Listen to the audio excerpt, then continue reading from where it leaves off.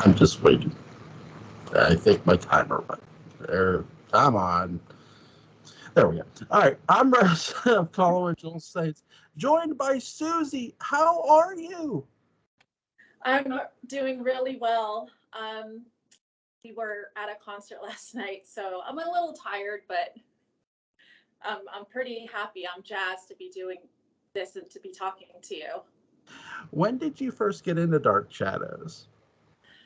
Well, I've always known about it. Ever since I was a kid, I had sisters that are older than me that watched it. So I always knew about it, but I started watching it January of 2000 when it was on the Sci-Fi Channel. Cool. That's when I started watching it. But I only watched a few episodes. It was during the Quentin haunting of Collinwood, and then I stopped watching it because I don't know, maybe Sci-Fi Channel dropped it. I don't really remember. I think Sci-Fi had dropped it by a certain point, but the first time they did Dark Shadows, they showed it all the way through, and then the second time they only did show to a certain point, and I do think you're right, they did drop it. Who is your favorite character? It's gotta be Roger Collins. Why Roger? That's the first time I've heard someone say Roger.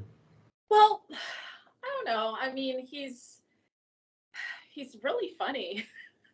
So I like his humor. I like how arrogant he is, and I don't know. He's my favorite, and I guess Quentin Collins would be another favorite.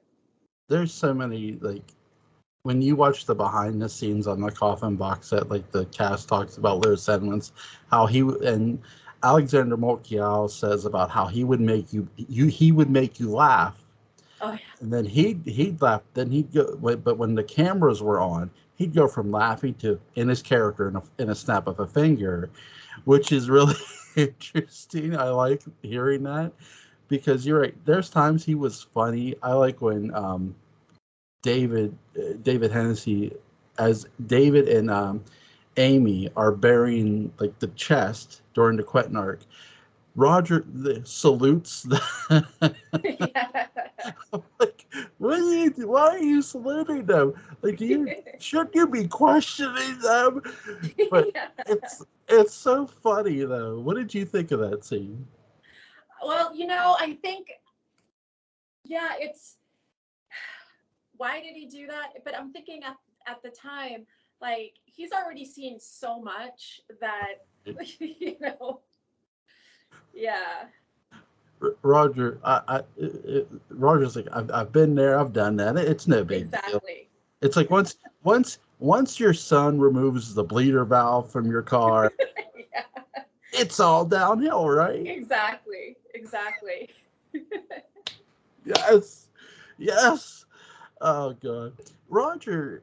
I give Lewis Edmonds a lot of credit because his character does go through a lot too, where there's times where like you get the sense that Lewis Edmonds is Roger sort of pushing David out the door when it's not so much that it's not just Victoria Winters. If any woman, I think, were to come in the house, he would still want David gone. Oh yeah. Like, you know what I mean? Like he is such a, like, pardon the tone. He's such a prick at times, but you love him. Yeah. Right? No, he is. What And I did you think that makes for really good television. right? What did you think of his like complete portrayal from the beginning, like during the Phoenix arc, where you sort of finally see Roger go from hard edge dad to once he reads about the boy being burned alive and he didn't try to escape and now he cares. What did you think Yeah. of that? No, I really thought that, when it came down to it, I thought that he really cared for David. There was a point when I watched it originally, I'm like, why does he have this almost hatred towards him? And then I started thinking once once I really thought about it, I'm like, is it possible that maybe he knows that, or maybe he thinks that there's a possibility that Burke Devlin might be his father, that, whatever was happening with him and Laura, and maybe that's why. So, there was always that. But then, when it came down to it, yeah, I think he really cared for David. I've given my answer to this, but I want to ask you, who do you think David's father really is? Gosh, I mean, I don't know. I think it's Burke Devlin. Yeah, I do too. Yeah. I do too. Me and Patrick, my buddy Patrick McCray, shout out to him. We were talking about this during the Mitchell Ryan tribute. He said, "Who do you think David's dad is?" I said, "It's Burke." And he said, "Wait a minute, even with the Phoenix?" I said, "Well, let's be honest here, as we always do." I said, "Does it really, when you're wanting to burn your son alive, does it really matter who the father is? No, no, no. Like Yeah. when you're wanting to make your son, crispier than chicken, Yeah. hey, you know, Yeah. it doesn't really matter who the dad is. It's like, I said that to my wife, and she's like, she just shook her head at me. She goes, "You're wrong. You're wrong." Oh no. So it's like, well, think about it. I said, here's this woman, and I do want to ask you this before I make my point, actually. What did you think of Laura Collins when you first saw her? Well, I thought, obviously she was a beautiful woman Yeah. and mysterious. And yeah, I was just like, okay, what's the story here? Um, it was a very good storyline. I know that it's a lot of people's favorites. But I have to be honest, there was at some points where I I really didn't like her. But again, it makes for good television. It kept me very entertained. Right, Diana Malay does a good job of going from mysterious to wanting to be around her son to being public enemy number one. Like, it Yeah. seems like every time I go back through this, it seems like it happens faster and faster, like to me. And so when there's a moment when she comes, like she's sitting in the diner, and it's I always feel like it's weird. Maybe it's me. It seems like Dark Shadows, when they did the first Phoenix arc, because it was a black and white, it always seemed like they kept like extra lighting on Laura for some reason. I'm thinking, well, why are they? Yeah, in my view, I don't think they actually did this. It's just my opinion. But then they put her near fire, and then it's revealed, well, she's a Phoenix. I'm thinking, holy heck! Yeah. Yeah. It's it was Dark Shadows, even at the beginning, really pushed the envelope. Like, they weren't afraid to like punch you in the stomach as an audience member. And Right. it just, but even though when they did, you sort of stand up like, okay, hit me again, and they would. Oh yeah. I Yeah. I I sort of like, they're not gonna kill David Hennessy, are they? Are they? Yeah. And I'm like watching like, you're not gonna burn the kid, are you? I'm thinking, wait a minute, this is Dark Shadows. This isn't a fairy tale. They could. Yeah, exactly. Did you think they might kill David Collins off? Well, I don't know if I ever mentioned or if you saw me tweeting about this. I started watching when I went back to watch Dark Shadows after the Sci-Fi Network was showing it. I started with the Barnabas Collins introduction. Cool. So I had no idea that the beginning episodes ever existed until I was about 500 episodes in. And yeah, I had no idea. And then Twitter told me like, hey, what do you think of these episodes? And I'm like, what is this? And so I had to stop where I was, and I don't even remember what timeline it was, and started from the beginning, and I was shocked. I was absolutely shocked because I mean, it was a different Burke Devlin to start off with than, you know, I forgot.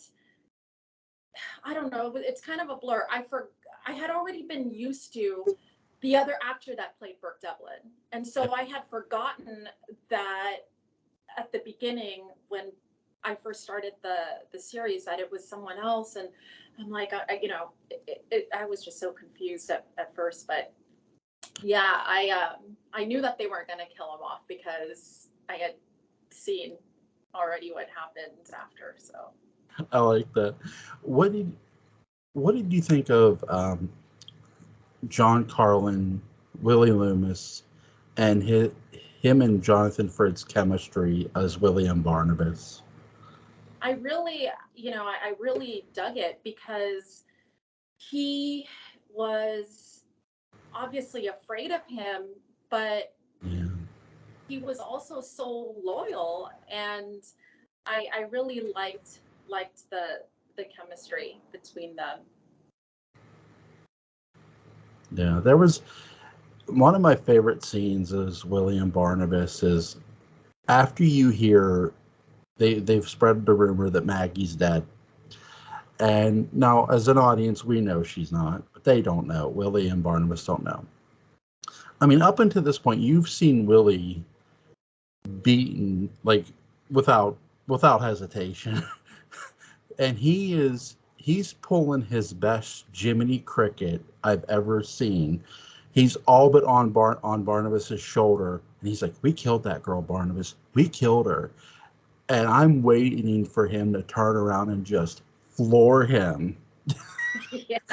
When he doesn't, this is what another thing that makes me really care about Barnabas because he's sort of admitting Willie's right without hitting him. Like, because before, when he even suspected that somebody might be snooping around, he would just hit Willie to hit him.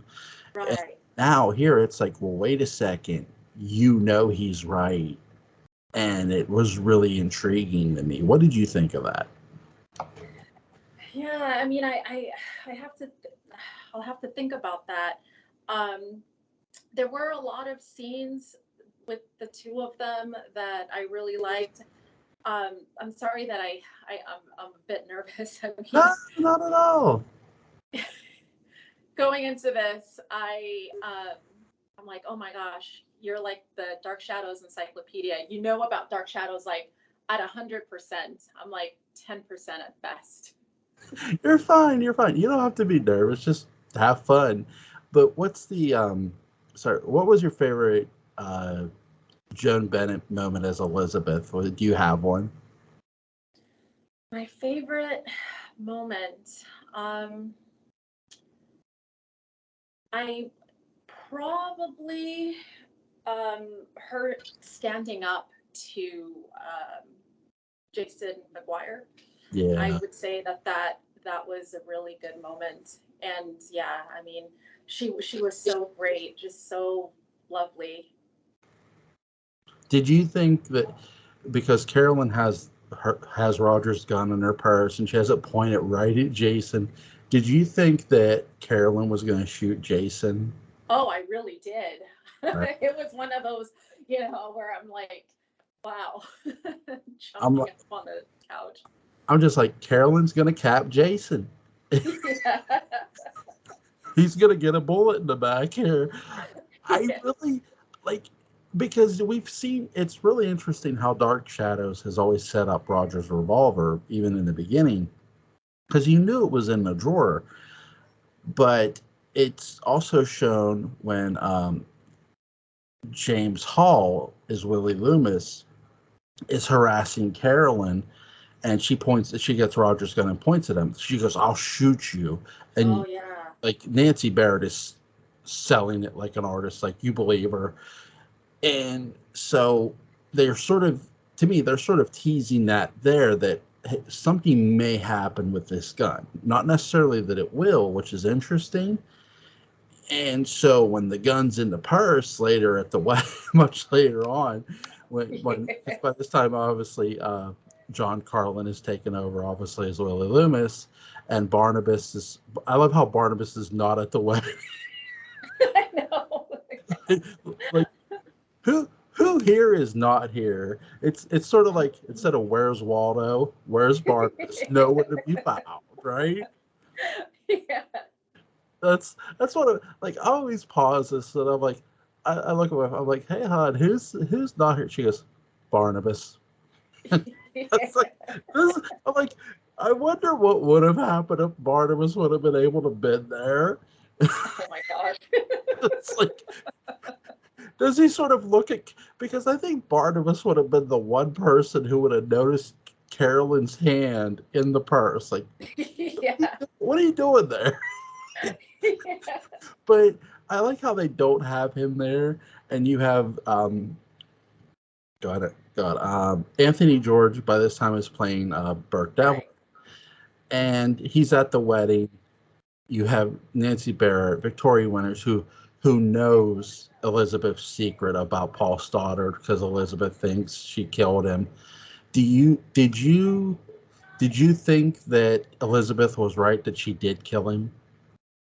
I thought that she did. I mean, the whole time I thought I really did, because I mean, and that whole the introduction of Paul Stoddard, that was, I'm sorry, of Jason McGuire, that was one of my favorite like arcs of the beginning episodes, because um you know, again, I had watched a bunch of episodes before I saw these or watched these storylines, and I had no idea the reason why she hadn't left the house in 18 years.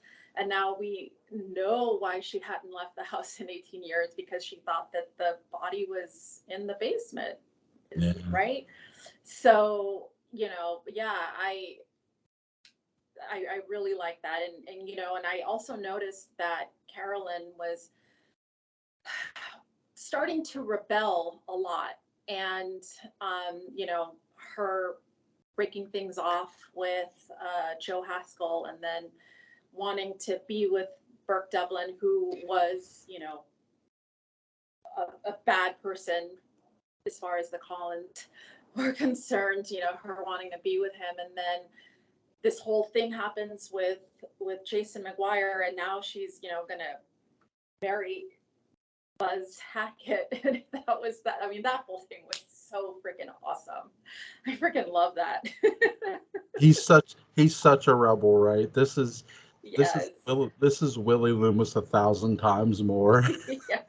Like, I love how he's sitting on the steps and he's blocking Jason's path. I'm like, oh my God, what are we gonna do here? Is there gonna be a fight between these two? You sort of get the sense Buzz is sort of like a carefree, like, yeah, I really don't care what's going on here. Right. He's more here just for the fun of it. And it's such a, you never really, you've never seen a character just, he's more like a, I don't call him bad or good. He's more like a MacGuffin. He's sort of moving the story along, because he's in there so briefly with Carolyn, and then he's just, that's another one. Buzz isn't at the wedding. Yeah. it's it's it was because the funny part is, they were going to all get married at the same time. I'm thinking, Yeah. like, Carolyn, your groom, he didn't show up. you know, I found that so funny. I'm like, wow, that's wrong. Like, Yeah.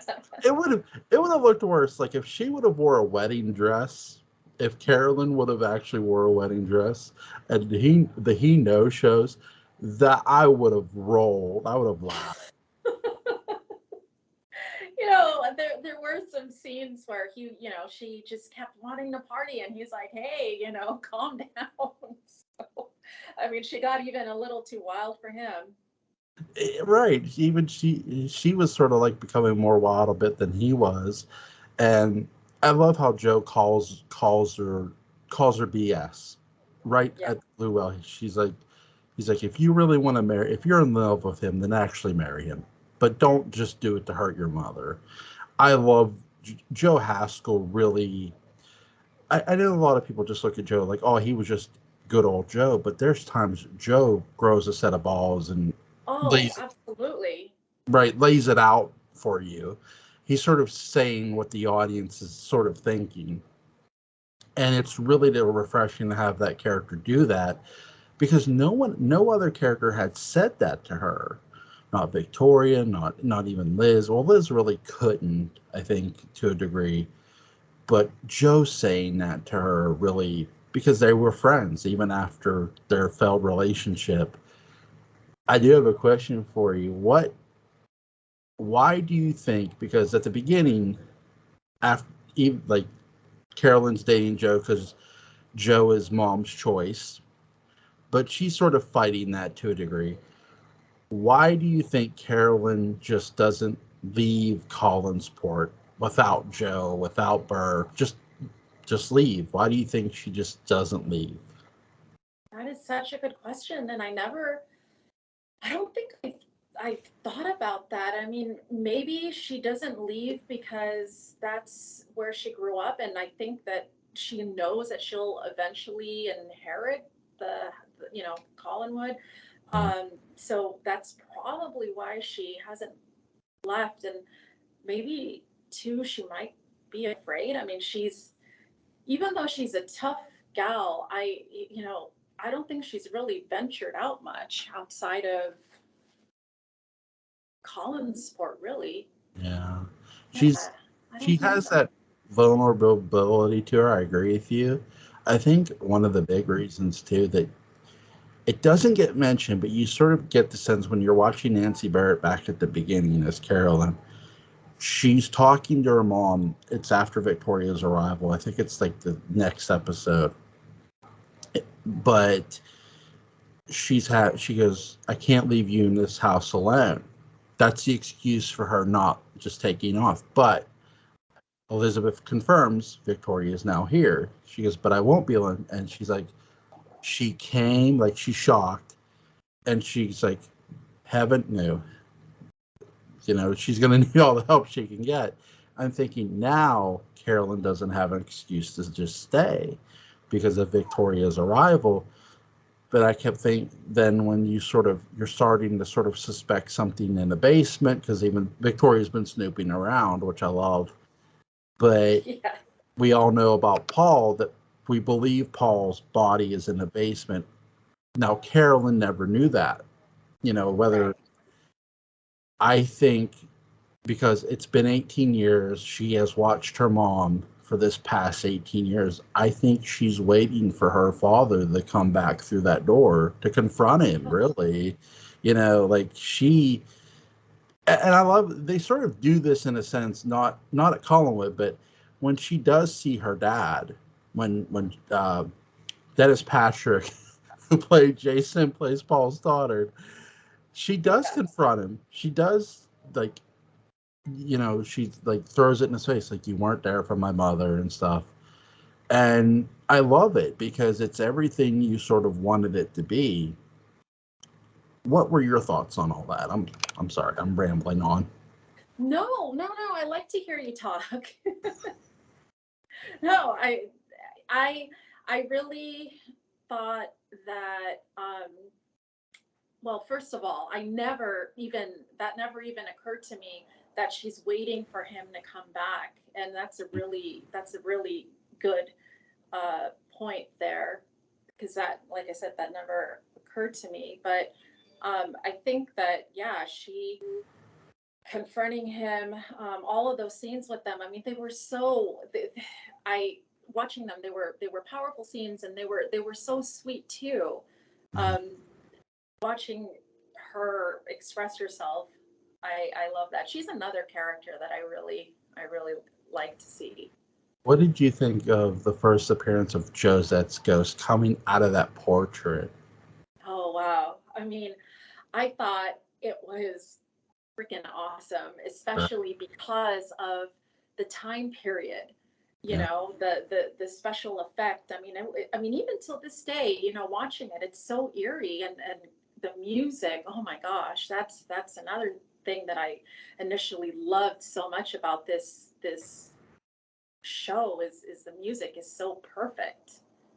I've showed this to a couple people who have never even seen Dark Shadows, and they said how real that looks is amazing for Yeah. the '60s, and it is. It looks like a ghost. Oh yeah. It's so creepy. I love how they have her dancing around the old house, and I'm like the ghost has some moves. I know. Where's if this would have been the '80s, would have been here Michael Jackson, but it's really interesting. Like, because you're not expecting the ghost to just date, like, sort of do this twirly dance and like Yes. skip around, and it's like now the ghost is dancing. Holy heck, you know? Yeah. And honestly, that I mean, it's really freaking creepy. It really, really is.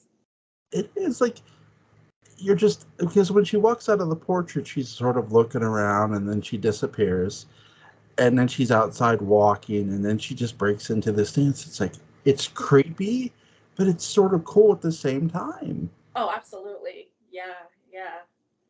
What did you think of when Carolyn and Vicky are on top of? They're looking down on Widows Hill, and they see a body. We're gonna come to learn it's Bill Moyes, and Victoria. Alexandra Boltkiewicz does not get enough credit as a scream queen to me. Oh, What did you think of that scene? oh wow. I was like, oh God, here we go. There he is, the body. Like, yeah, I thought that was great. And yeah, just what happened to Bill Malloy, and them being up there, and I'm like, okay, here it is, right here. Right. It's interesting because they do. I was talking to another friend of mine. And I said they do a really great job of making you think something else. And he commented. He goes, "Yeah, they make you really think it's Roger, and they do a good job." And I said, "They do. The writers did a really good job of misdirecting." And I gave a lot of credit to Lewis Edmonds too, where he sort of makes himself a suspect in a lot of this. Oh yeah. You know, I think that's whether you think Roger was a heel, a Shades of Grey character, whatever anyone's thoughts of him is, Lewis Edmonds just sells his ass off and is making you like, you did this, you did this, Yeah. and Yeah. then the twist of, oh wait, it was Matthew Morgan, and like it's not so shocking when you think about Matthew, how you've talked about loyalty, which I love, because that is exactly the reason Bill Malloy dies, is because of Matthew Morgan's loyalty to Elizabeth. What were your Oh yeah. thoughts on that? Well, first of all, I thought that Matthew was in love with Elizabeth. I really, really thought so. Um, and yeah, I mean, he had been around there working for her for a very long time, and the relationship, built. And so I think that anything that he would go to any means necessary to protect her and the Collins family. So yeah, I think he was very, very loyal to her. I love this story too. Like after Matthew Morgan's gone, we get the story from Liz that when after Jason buries Paul, which he doesn't, but he just buries some luggage. But there's a blood stain on the carpet, and she instructed Matthew to burn it. I'm thinking, this does not shock me now. Yeah, yeah. Matthew just burning a bloodstained carpet without question, no problem. Like Matthew would have been the guy if there would have been a body. If there would have been a body in the rock, he would have rolled it up like a cigarette and just disposed of the damn thing. Like, like Matthew would have literally, and he almost does. He would have killed for Liz, Oh and yeah. because he's like trying to strangle Burke in the blue helmet.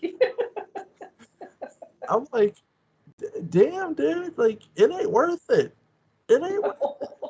you know. It's. Did you? Did you think he was maybe so violent he would have just killed somebody? Oh, I think so. I mean, especially how he treated Victoria Winters. I mean, I do. I definitely do. I like the fact that when he has Victoria kidnapped, the ghost of Josette's appearing to Victoria, like comforting her. I'm thinking, Yeah. you're getting comforted by a spirit here. Like, Yes. but I love how the widows of Widows Hill and Josette do him in. Yes, the ghosts commit murder in dark shadows. It's lovely. Uh, Yeah. this isn't. Oh, he had a heart attack. No, no, no. The ghost murder his ass, and I love him for it. What did you think of that? Oh, I thought that that was so great. I mean, all of those scenes, I really liked how I if I remember correctly, it was the first time that Roger Collins and Burke Devlin were working together when they were looking for Victoria. It was like the first time that they formed, like, an alliance to go out and search for her. And I really like that. And the same thing for Joe. I think that that was like the time that they started to start getting along. Yeah. And so, yeah, it that whole thing kind of brought them together. Yeah, you're correct. It I like the fact that when Burke has the gun and Roger has the gun, one of them says, "I should just point this at you and use it." Yeah. Like, it's such a great moment, and it's not something that's overdone or it's said so quickly, and you catch it, and it's like, oh God, is that what's going to happen here? But they do sort of put their differences aside. I agree with you to find Vicky. And I love how when they come in, Matthew Morgan's head is down, and Roger says, "Look," and they walk towards it, and he falls over, and Roger says he's dead. It's like it's sort of creepy what happened, and Burke's just grabbing Victoria like it's okay, we're here. It's how eerie was that to you? No, it was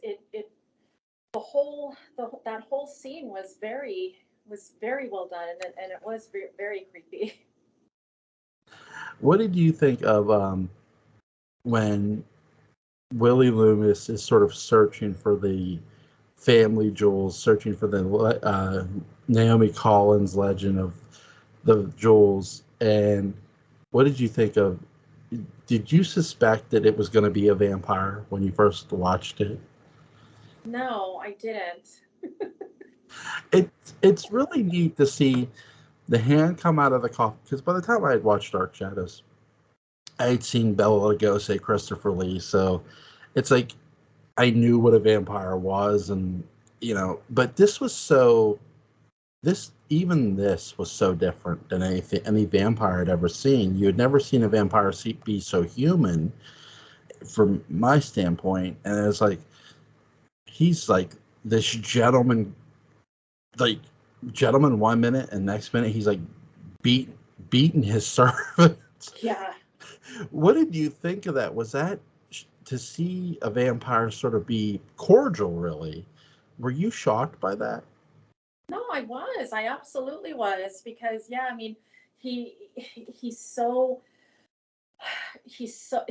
classy and Yeah. well dressed and so well spoken, and then all of a sudden it's like the fangs come out and just showing that absolute violent action. It yeah, it was very shocking.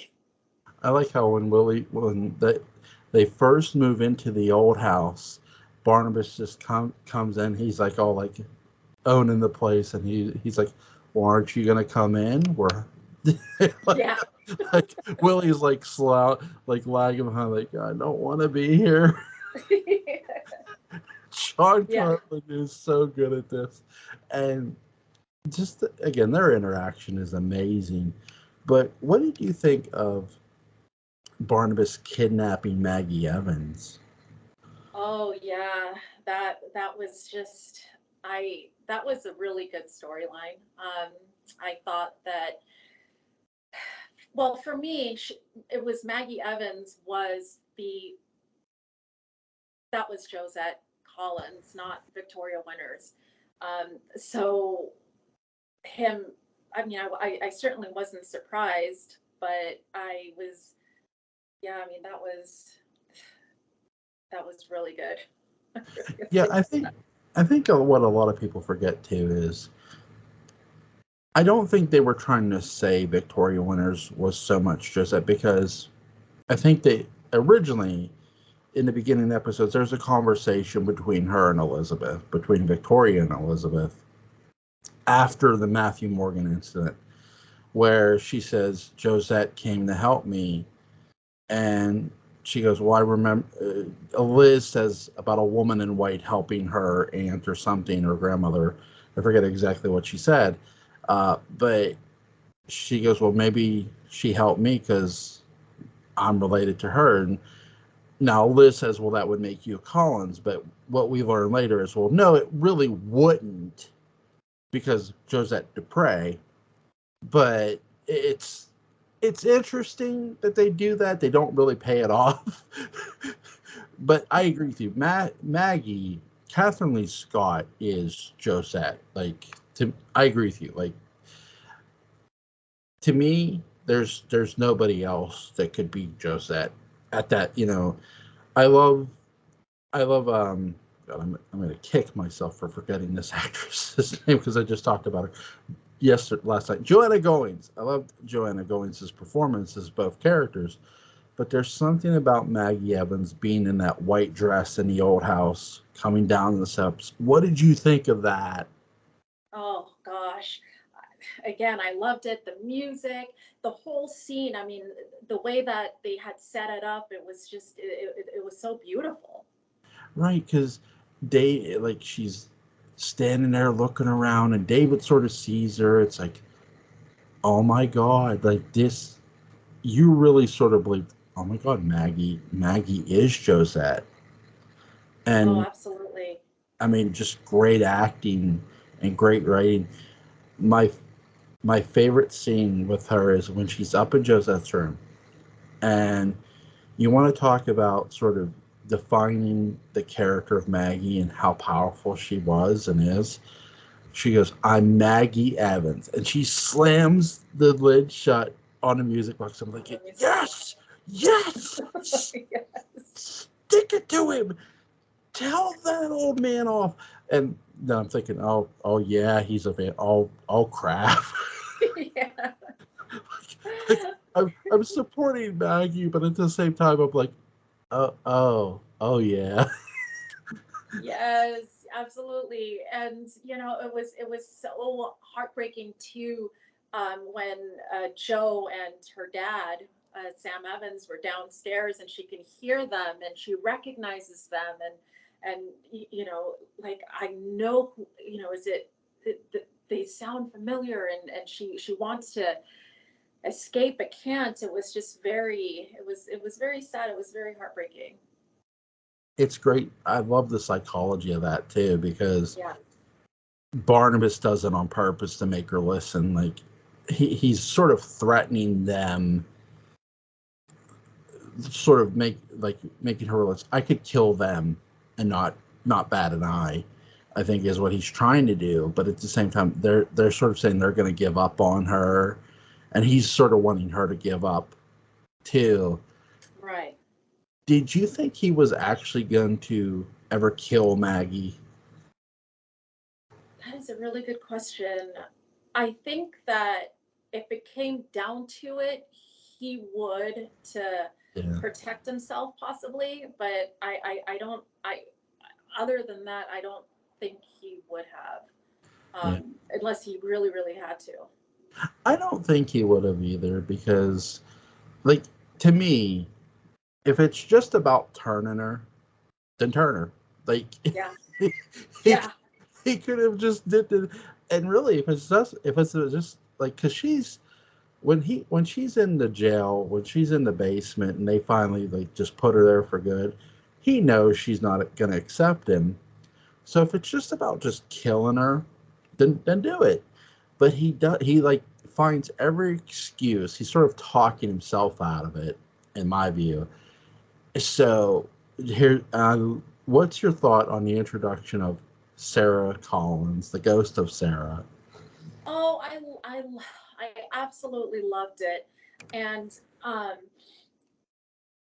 the the little song that would come up every time that her scenes would come on. It's like, oh, here comes Sarah Collins. And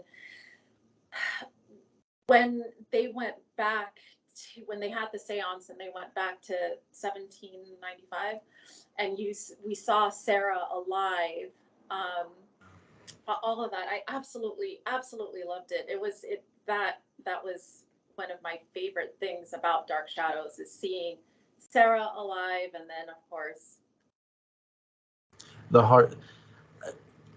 Mark Gilman, shout out to him. We were talking about this when we did our 1795 video about how heartbreaking it is. I mean, you know Sarah's a ghost when you first meet her, right. but when you see her alive, the heartbreak of her death, I know. you get why Barnabas sort of was the way he was in 1960. Yeah, You know, absolutely. it it made you sort of feel his pain because here's this little girl who was so innocent, and then she dies of illness, and really she's dying because of the curse, Right. because of Angelique's curse. How how evil is Angelique, you think? Oh my God. I she's like at 100%. There is absolute. I mean, and I love her. I mean, again, it's great for television, but man, she was definitely one of the most evilest characters, female characters for sure, of any TV show, I think. There, yeah. Yeah, I was talking about when I was recording with Penny Dreadful and Kristen and Kara for Terror Colin. I'd said if in parallel time there's this Angelique, but if our Angelique had come to parallel time, because the parallel time Angelique conducts this investigation about who may have murdered her. I'm thinking if this were our Angelique, there'd be no investigation. Everybody everybody in the parallel time would be 86th so fast it would make Barnabas's head spin. Yeah. And that's just the truth of it. It's like this woman. When you think about George Thorogood's "Bad to the Bone," that's Angelique. Yeah. That's Angelique. She's bad to the bone. Just give her the dark sunglasses, and she'll just take anyone on. Yeah. I mean, really and truly, the only time that I ever felt sad for her or felt bad for her was with Nicholas Blair, and Yeah. and how he, you know, treated her and kind of put her in her place at times. But other than that, man, She's she's ruthless, right?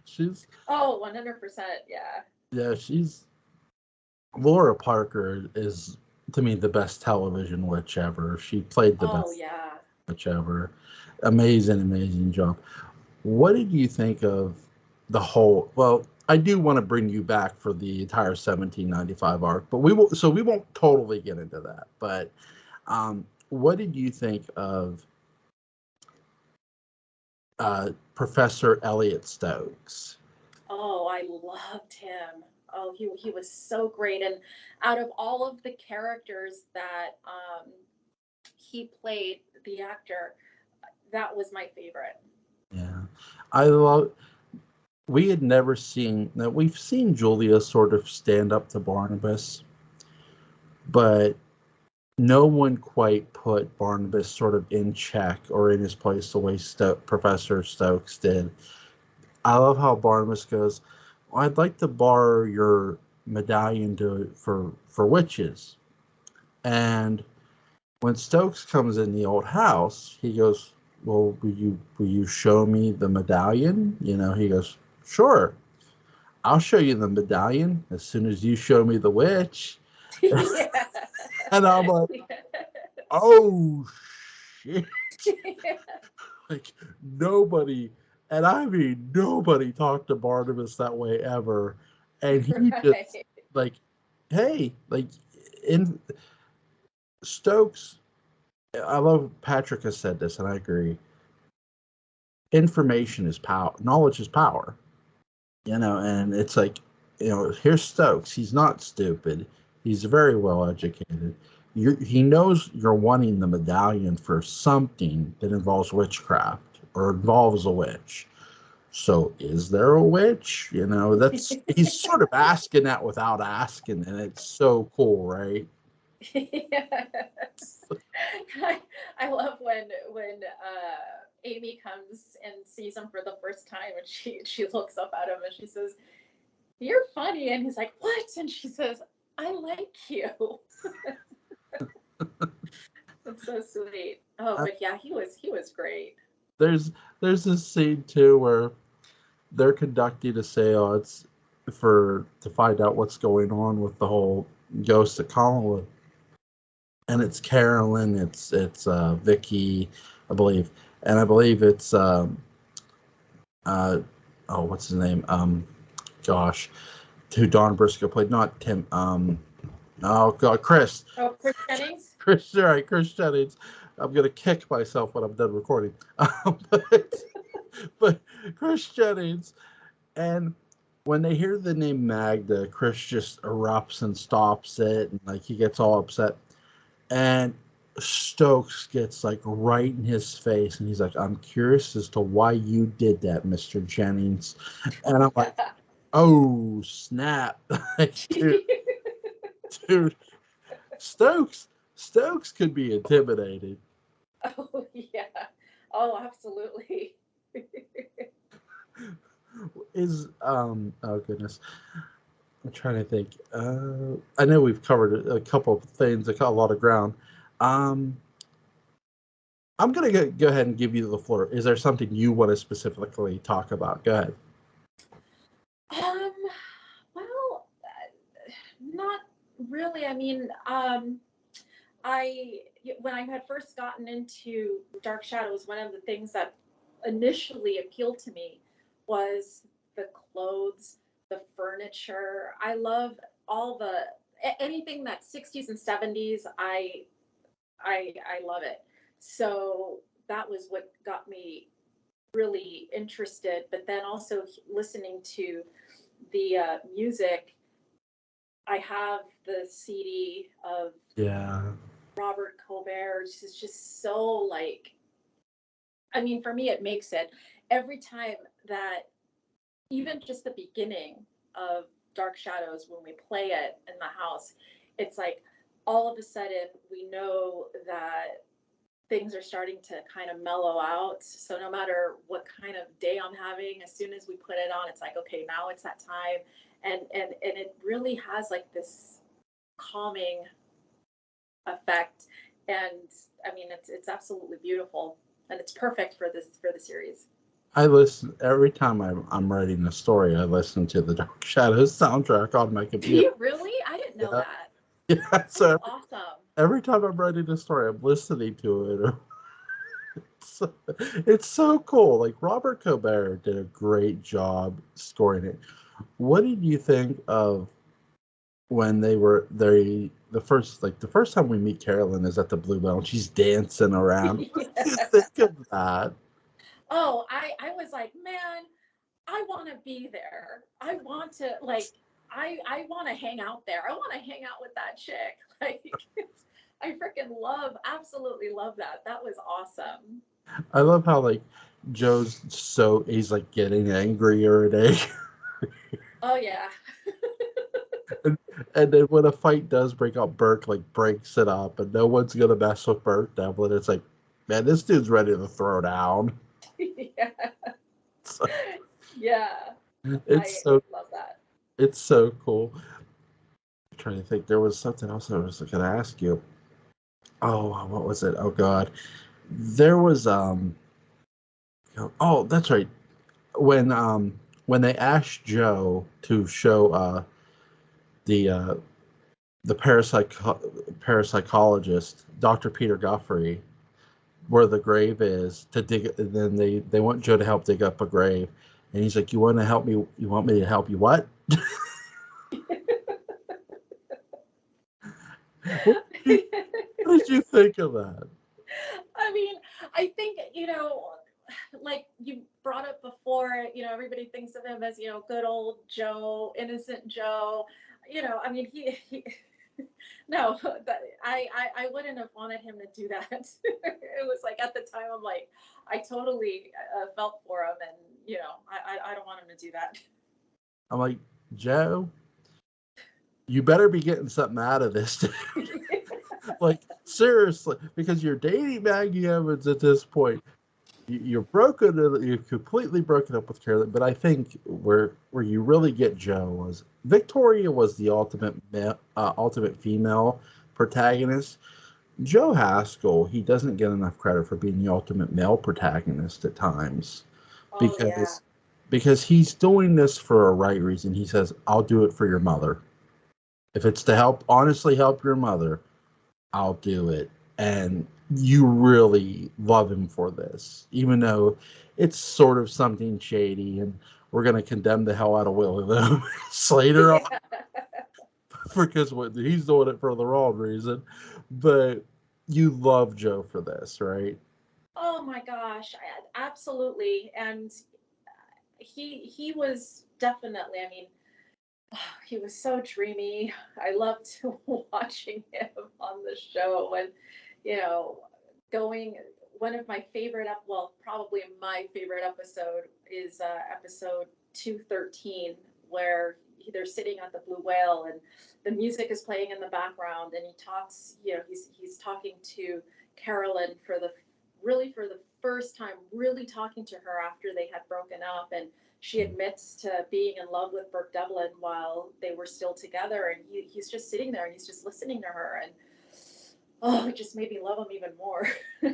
Right. He already knew that, but he's still right. I agree with you. He's still listening to her. One of my favorite scenes that they do is when after Barnabas first gets out of his coffin, the cattle has been sort of mutilated. They find camp, and he comes in and he looks so. Oh yeah. It's like, oh my God, Joe looks like the color's drained from his face. Even though it's in black and white, you're sort of getting that sense. And then he doesn't want to really talk about what he saw. And then he finally he sort of needs to. And he does. And he says about how the blood was completely drained, expertly drained. And Burke, Mitchell Ryan at this point, who's still playing Burke Devlin, is sort of like, well, whoever took the blood knew what they were going to do with it. It's a great scene. Damn, it makes me want to watch that episode now. I love it. Yeah. Oh man. I help peddle addiction for Dark Shadow. That's what I do best. Oh my gosh. I love it. Is there anything you want to add before we go? Nothing really. Just thank you so much for having me. I love watching your YouTube channel, and I like interacting, with you on Twitter. And I wanted to, I guess, pay homage to Patrick McRae. You could tell him, if he's not watching, that I never bought that vermouth. So this is kind of like a martini a la Patrick McRae. So very, very nice. Very nice. Oh, and also, I loved your video about this. Why didn't they ever have a seance at the Blue Whale? And I have to tell you that there is no question about it that if Roger would have slipped Bob the bartender a $100 bill to close down the Blue Whale for that seance, Bob would have not asked any questions, just taken it and walked out. Yes. Thank you. Exactly. Yes. I'm good. We're on Twitter. I know you're on Twitter. I do want to bring you back to the entire 1795 arc and get your thoughts on it. Yeah, and hopefully I won't be so nervous. You did fine. Susie. You were it's so nice to talk to fans. I love Dark Shadows, and I know you appreciate it too. It's so. Oh, for sure. I made this channel to bring fans on. So, and again, I have an open door policy, so I can't not wait to bring you back for 1795. We will set up a date and a time. Oh goodness, that is an excellent looking martini, by the way. Oh, thank you. It'll Really? probably knock me out, but I don't drink like alcohol or nothing, but like I know a lot of my friends do, and I'm like, what are you drinking? And they'll tell me, and I'm like, oh, what does that consist of? I asked like these weird questions. They're like, well, this is what it consists of. Well, that is pure alcohol with a little bit of olive. I probably will only take a couple sips because I'm a wine drinker, but I wanted to pay homage to Patrick McRae. But yes, you are allowed to consume alcohol on my channel.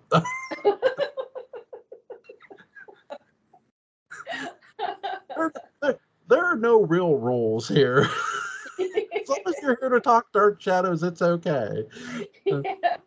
Oh, goodness. But first of all, Susie, thank you so much for giving me your time. Thank you. And coming on. It was such a blast. Susie will be back, I promise. Yes. So because we're going to talk 1795. And I definitely want to ask Susie about all those marriages Joshua was trying to arrange.